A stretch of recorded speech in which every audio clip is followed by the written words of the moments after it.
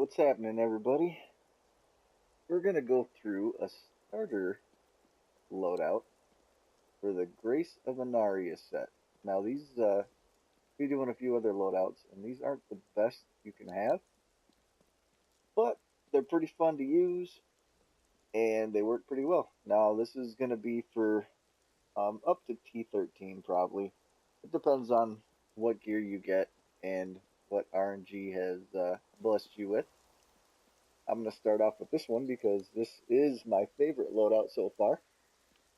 And it happens to be the one that I've got the best stuff for. So, the gear, I'm using the Raylina's Shadow Hook. And that's strictly because of the bonus of the increased damage based on your essence. I don't use bone spike, so the generate 4 additional essence doesn't really matter. But the 0.5% damage for each essence you have for your max essence is a big deal for the damage.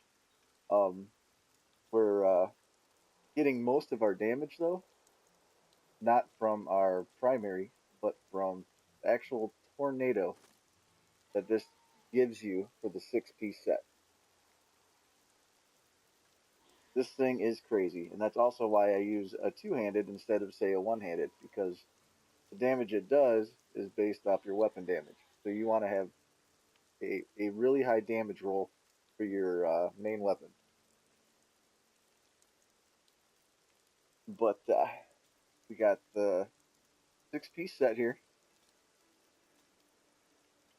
And then for more damage and more defense, I go with the Traveler's Pledge and the Compass Rose for the Walking Host, or the Endless Walk it's called.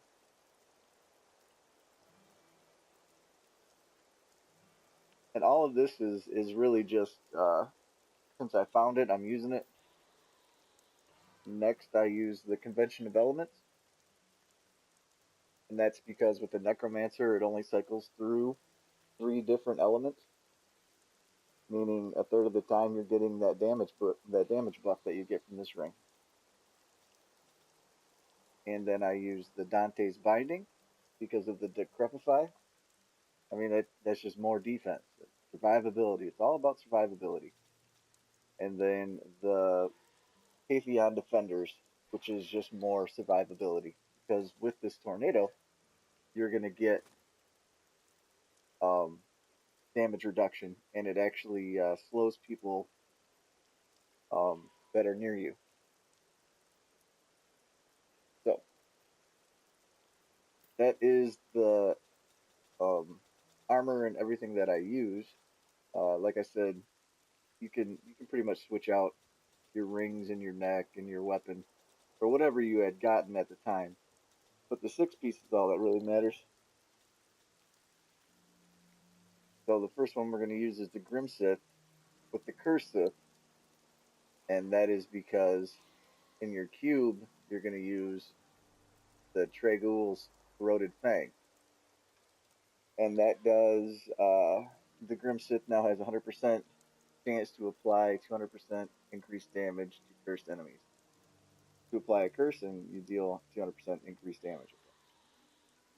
Then we use the Aqueous Current Purist just for more damage mitigation, and the Crispin Sentence because pretty much any loadout you use with the Necromancer is with the Crispin Sentence. So then our second one is going to be Blood Rush, and I use the second or the last rune just so that I can have an extra charge of Blood Rush. But it's up to you which one you want to use. Then Corpse Lance with Brittle Touch, and that's your boss killer. Your Land of the Dead Frozen Lands, and that's what you hit right before you use this for your boss killer. Then Decrepify, you're basically just decrepifying everything. Everything is going to get some sort of curse put on it because of everything that gets put through here. Procs that Crispin Sentence, and that's what we need. That's for that extra damage. And then your bone armor, obviously.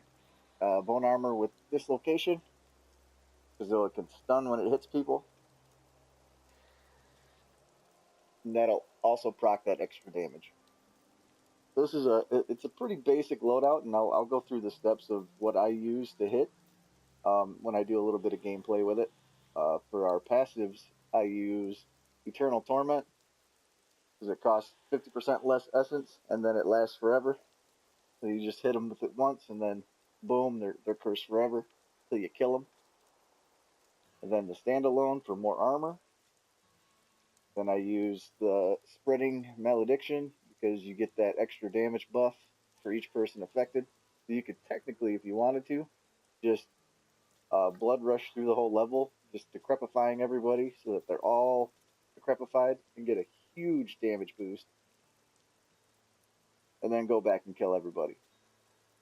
And then I use Overwhelming Essence, because we get that extra 0.5% damage for every extra essence we have. So right there is 20% more damage that we're going to be doing just from having that one perk right there. So as you're running through the rift, and I'll throw on some gameplay, and you'll be able to see what I do through the rift, and I'll explain it. Alright, I'll be right back. Alright, so we're going to start off this rift. The highest I've reached with this loadout is 75 so far, but we're only going to do a 55 here. So the loadout is pretty basic, and the rotation is pretty easy. You start off, you Crepify, and then you cast your Bone Armor.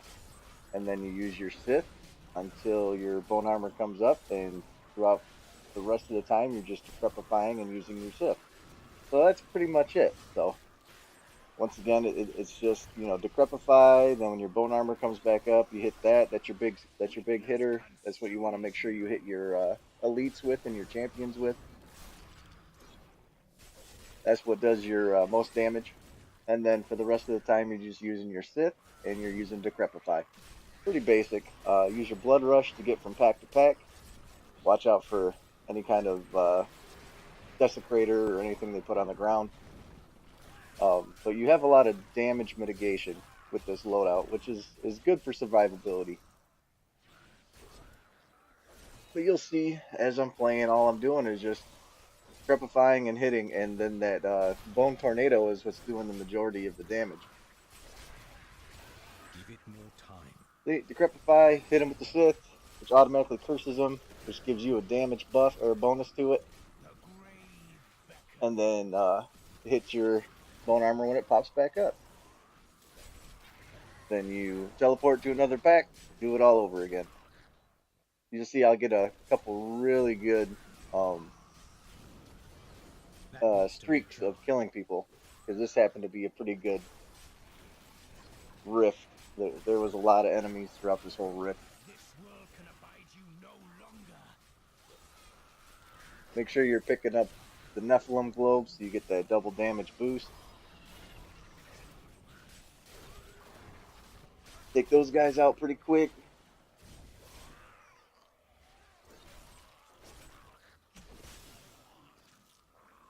So it's a pretty easy loadout, a pretty easy rotation in order to keep it going. And you don't really have too much to worry about. And like I said, I'm using this one just because RNG has given me this loadout as the best possible for me right now. And there's a couple other ones I'm working on. They work pretty good. This one just works the best because I have the best gear. And it all depends on what you get, man. There's nothing spectacular or, you know, too difficult about this loadout. So, I mean, it's just really just spamming your Sith when your Bone Tornado is down. So if you want to get some like cooldown reduction or something on your armor, you could probably get that Bone Tornado up a little bit more. Well, I guess I should probably go over the gems that I'm using too inside my sockets. But those are pretty basic. I think everybody uses pretty much the same ones. I'm using an Enforcer rune that I think that's the one that gives you your primary ability does more damage. But I'm using the Bane of the Trapped so that you do more damage to people that are cursed or slow or something like that, you know. And then I'm using another damage buff, but I can't remember what it is offhand. But I mean, this is probably one of the easiest loadouts to use because you're not really spamming anything other than your Decrepify. It's pretty easy to maintain a good rotation. And at this level, with the gear that I have, I'm not too worried about actually dying, so I can just stand pretty much anywhere and just fight these guys.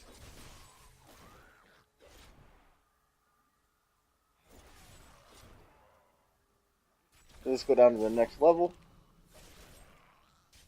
because I don't think there's any more like elites or champions or anything like that. If you're looking to do a speed run or something, you pretty much want to dodge the rest of that trash right there.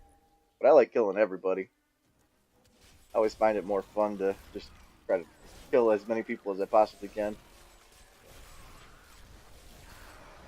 You teleport into a bigger group, then you hit your bone armor, and everybody just kind of just dies.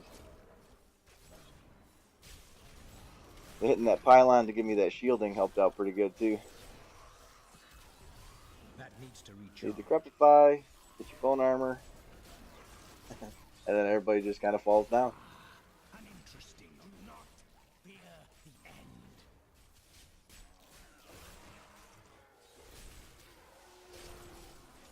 This was one of the better rifts that I've done. You get a lot of them that are really sparse for as far as enemies, and that kind of sucks. The other loadouts that I'm going to show you later are really they need to have a lot of bad guys around to be really effective. This one you don't really have to as much. The more people, those loadouts work a lot better because you're able to kill more people. You're able to devour more corpses. This one doesn't really rely on that. This is more of a tanky loadout. So if you're tired of dying and not making it through the rift, this is the one that I would use. So much damage mitigation with your belt and your bracers. Not to mention the tornado and the bone armor. I think I'm sitting somewhere before all this stuff is proccing around like 50 million armor. So the Guardian is about to pop up, and you'll see how fast he goes down. It's just hit him with the Decrepify. Then you do the Land of the Dead, and boom, there's your corpses, and he's dead.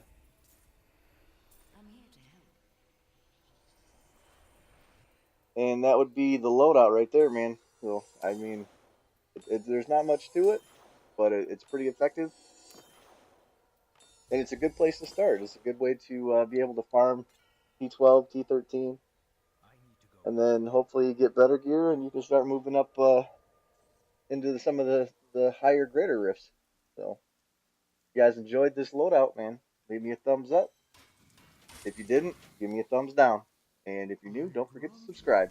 So, I hope you guys have a good one. Later, peeps.